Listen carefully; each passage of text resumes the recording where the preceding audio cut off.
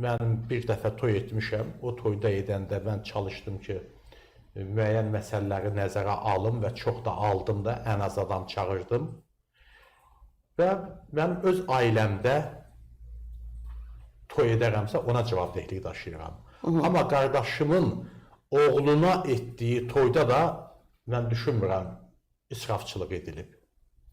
Yarı ayaq üstə, yarı oturmuş şəkildə müəyyən yeməklər verilib. Əgər ateşfəşanlığı deyirlərsə, mən elə yaşadığım yerdə hər dəfə gecə saat 11-də, 12-də, 1-də, 2-də elə ateşfəşanlıqlar görürəm ki, göy üzə tutulur. Elə yeni ildə göy üzə tutulmuşdur. Hər kəs öz balkonundan baxdığı ateşfəşanlıq və biz heç ateşfəşanlıq atmadıq, heç biz almamışdıq da, heç bazı bir neçə soruşdular, heç tapıb ala da bilmədik, yox idi. Satılmırdı. İnsanlar hardan tanımışdı, amma hər kəsin balkonundan atdığı ateşfəşanlıq orada, o toyda atılan ateşfəşanlıqdan daha çox idi. Ona görə də orada israfçılıqdan söhbət gedə bilməz və toya 50 nəfər adam dəvət edib və bunun da bir 35-40 nəfəri Rusiyadan gəlib. Ona görə də mən, amma yenə də o qardaşımın etdiyi toydur. Mənlə məsləhətləşməyib, ya məndən məsləhət almağa onun bir deyək ki, bir borcu da, öhdəliyi də yoxdur. Sizdən böyük qardaşımı olacaq? O böyük qardaşdır. Böyük qardaşımsa kiçik qardaşdan məsləhət alıb ki. Ya da ki, indi məsləhətləşib, yəni ki, orada bir məsləhətləşməli bir məsələ də yoxdur. Siz olmuşsunuz toyda?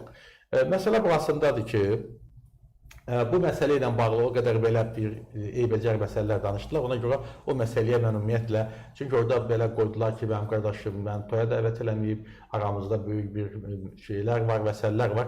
Ona görə də mən görürəm ki, bu məsələdə cavab vermək istəmirəm. O məsələ bizim öz ailəmiz arasındadır, o məsələdə belə qalır. Mən o suala cavab vermirəm.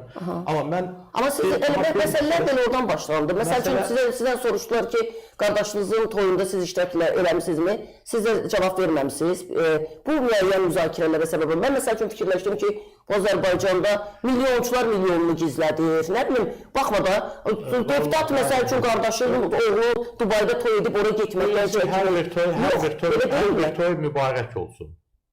Hər bir toy mübarək olsun. Allah bütün gənclər, evlənənləri xoşbəxt eləsin. Birincisi, o toy dəbdəbəli toy olmayıb.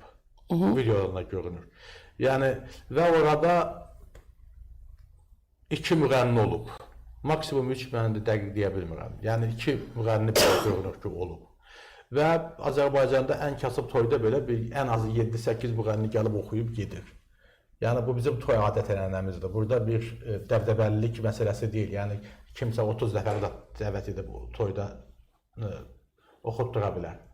Amma məsələ burasındadır ki, 50 nəfər ilə dəbdəbəli toy olmur, yarı ayaq üstə, yarıdan. Və orada böyük bir 2 milyonluq toy elədilər. Orada nə milyonluq bir toy var ki? Yəni, o Azərbaycandakı toydan bəlkə də mən düşünürəm ki, mən danışa bilməmişəm açıq bunu qardaşımla, nə xərci çıxıb, nə, mən danışa bilməmişəm. Heç belə bir marağımda da yoxdur bunu danışam. Onun öz fikri də, özü xərcliyib, özü deyilib. Amma bizim ailədə belə bir məsələ olur. Bax, mən də evlənəndə, o qardaşım da evlənəndə, bütün, ancaq biz öz bacılarımıza toy eləmişik. Hər bir kəs öz toyunu özü edib, özü qazanıb, özü edib. Çünki kasıb ailədən çıxmışıq, biz çox kasıb ailədən çıxmışıq. Və mənim o toyunda oğluna toy elədiyi ki, oğlan, o özü qazanıb, öz toyunu özü edib. Yəni, özü iş adamıdır. Özü iş adamıdır, özü də yaxşı iş adamıdır. Özü qazanıb, orada doğulub Rusiya vətəndaşıdır. Mənim qardaşlarım da Rusiya vətəndaşıdır.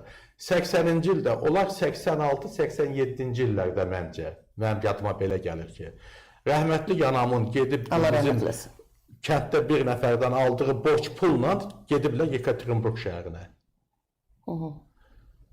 Və orada sonra köçüblər Leningrad şəhərinə.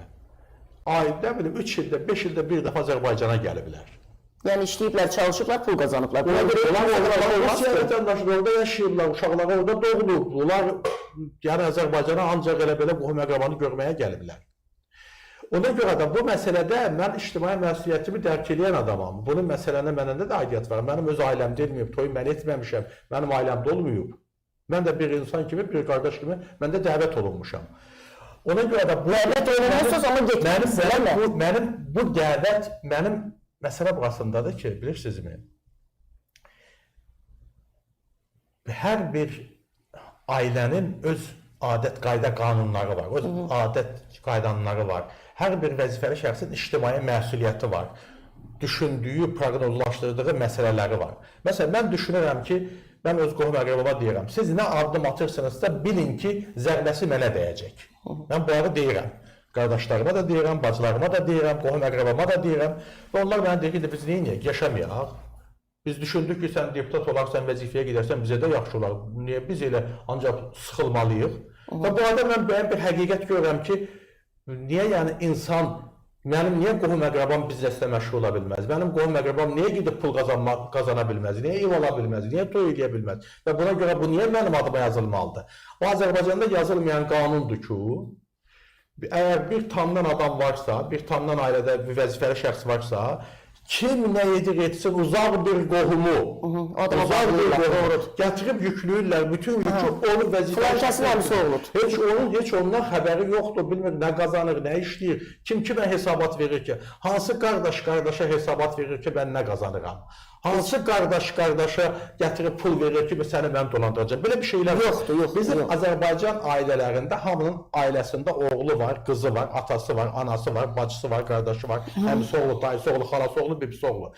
Bu Azərbaycan ailələri buna baxanlar düşünsünlər. Onların bibisi oğlu, qardaşı oğlu, qardaşı gətirib onlara pul verir. Yeganə təmənnasız övladı üçün çalışan, pul verən, arxasında dayanan ata-anadır. Atamız aramızda rəhmətə gedib, kasıb insanlar olublar. Biz kasıbçılıqdan çıxmışıq. Mən kasıbçılıqdan çıxmışam, özüm öz ayağım üstündə dayanmışam. O qardaşlarım kasıbçılıqdan çıxıb, öz ayaqlarının üstündə dayanıblar. Və də işte Rusiyada ölümdən qayıdıblar. Döyülüblər, söyülüblər. Çünki 90-cı illər Rusiyada, 80-ci, 90-cı illər artıq 2000-ci illərin əvvəlləri də Rusiyada banditizm çox yüksək səviyyədə inkişaf eləmişdi. Hər kəsdən haqq alırdı, kimin pulu var əlindən alırdılar, küncdə vururdular, yıxırdılar, ya məcbur eləyib biznesin əlindən alırdılar. Bunlar bu ölümlə üzləşə gedib orada indi pul qazanıblar. Pul da qazanıblar, indi orada çıxırdı, orada yazmışdılar ki, oliqarxdılar, tikinti bağıratıdılar. Harada tikinti bağıratı oldular? İndi bir-iki mağazin tapıb icarəyə verirlər. Mənim bildiyimə görə, mənə dediyinə görə qardaşım. Mən heç onların nə obyektini görmüşəm, nə bilmişəm. Yəni mənim heç yana xəbərim də yoxdur. Bir olan Allah şahiddir ki, gətirib, yəni ki, desələr ki, nə bilim, sən mənə nə vəd eləsələr ki, sən cəmi bir dənə ünvan göstər, adın deyə, ya yerin göstər, ya sənə göstərək, tanı ki, budur. Bir olan Allah şahiddir, heç onu da bilmirəm. Amma mətbuat yazmış idi, xeyli sayıda. Sağlığına qismət, adam özü qrupda. Qrup nəyi var? Allah özünə qismət eləsin. Mən iş adamlarını bu əsərlərdə halal adamlar sayıram ki, işinə dırnağı bu adam Azərbaycandan pul qazanmayıb, Azərbaycandan büdcədən maliyyələşməyib, Azərbaycanda iş qurmayıb, indi gəlib iş qurmaq istəyirdi, başına min oyun gəlib. O da ki, Rusiya-Ukrayna müharibəsi başlayandan sonra. Bu daima orada yaşayıb, Rusiya vətəndaşıdır. Banklarla işləyib, şəriklər tapıb, Azərbaycanlar şəriklər olub, yəqin Ruslarla eləyib, nə bilim, gidib xaricdə tapıb, mən nə bilim, yəni işləyib də adam pul qazanıb da, kim pul qazanmaq istəmir ki? Və biz sevinməliyik ki, Azərbaycan adamları gedib orada pul qazanırlar. Və buradan hər bir kəsin heç olmasa ən azından qohumu var ki, Rusiyada, bizneslə məşğul olub, mağazini var, iş qurub orada, ailəsinə də kömək eləyib, qohumlarına hər birdən heç olmasa lazım xəstələnəndə bir 200 manat göndərib ki, həkimə getkinə. Nə pis iş var ki burada? İkincisi, hər kəsin pul qazanmaq haqqıdır. Deputat ol, vəzifəli şəxs ol. Deputatın qardaşı, atası, anası, bilmirəm, qohumu, əqrabası bizneslə məşğul ola bilməz, arvadı uşağı bizneslə məşğul ola bilməz. O nə məsuliyyətdir? Sadəcə bizdə bunlardan görə şişirdirlər ki, əvvəlindən bizdə belə olur ki, vəzifəli şəxslər müəyyən daha sui-istifadə edib, nələrsə qazanıblar, daha çox imkanlar yaradılıb onlara, nəsə dövlət büdcəsindən istifadə ediblər, müəyyən talançılıq olur, mətbuatda bunlar yazılıb və insanlar belə tərbiyə olunub ki, vay-vay, indi insanlar, xüsusən də bu ictimai camiyə belə insanları tərbiyə eləyib ki, kimin pulu varsa mütləq oğurlayıb. Kim vəzifədədirsə mütləq oğrucudur. Kim dövlətdə işləyirsə, vəzifə daşıyırsa mütləq şəkildə kiminsə cibindən pul oğurlayıb. Hamını oğrucu kimi görür. Belə də deyil, axı, indi dövlətin içərisində də sədaqətli insanlar var, canını fəda etmək istəyənlər var, əmək haqqı ilə dolanan insanlar var, əmək haqqı ilə, zəhməti ilə dolanan insanlar var. Az da olsa var, yəqin, hər çoxluq pis nümunələr çoxdur, Azbəy, ona görə yəqin olduğuna görə. İndi aradan qalxır, bu zamanında kütləvi olub. Kütləvi olduğuna görə də insanların beyninə belə gəlib ki, elə hamı oğrucudur. Mən insanları qınamıram. Çünki bu doğrudan da biz oxumuşuq, görmüşük, gözümüzlə bunu demişik. Bugün də mən bunu deyirəm və deyəcəm də. Bugün de yenə də oğrular da var, bugün də vətəndaşın qeydinə qalmayanlar da var, bugün də vəzifəsini yerinə yetirməyənlər də var. Var, amma halı bu deyil və insanlarda belə bir fikir var ki, kimsə gətirib kiməsə ilə verməlidir. Bu düşüncə də var. Məsələn, orada mənə bəzi sual verirdilər mənə, yazırlar oradakı, niyə gətirib bunu kasıblara paylamış? Yazırlar, sosial mediada yazırlar. Dünyada nə qədər Azərbaycan, milyarder Azərbaycanlılar var, milyardları var. Dünyanın ən varlı insanlarının siyasındadırlar.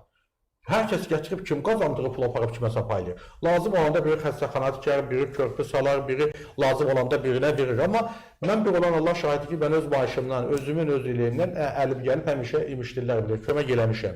Və mən öz qardaşımdan da lazım olanda pandemiya vaxtı demişəm ki, heç olmasa mənə göndərən, cəmaatın yanına gedə bilmirəm. Nəsə verir mənə, əli boş getməyim, mən də gedib cəmaatı nəsə eləyim. Hər kəsdə nəsə alıb, nəsə eləyirik, birinə xəstələnib, ona xahiş eləyirik. Amma bu hardadır ki, məsələn, kimsə gedib milyonlar qazanıb, gətirib aparıb cəmaata paylayıblar ki.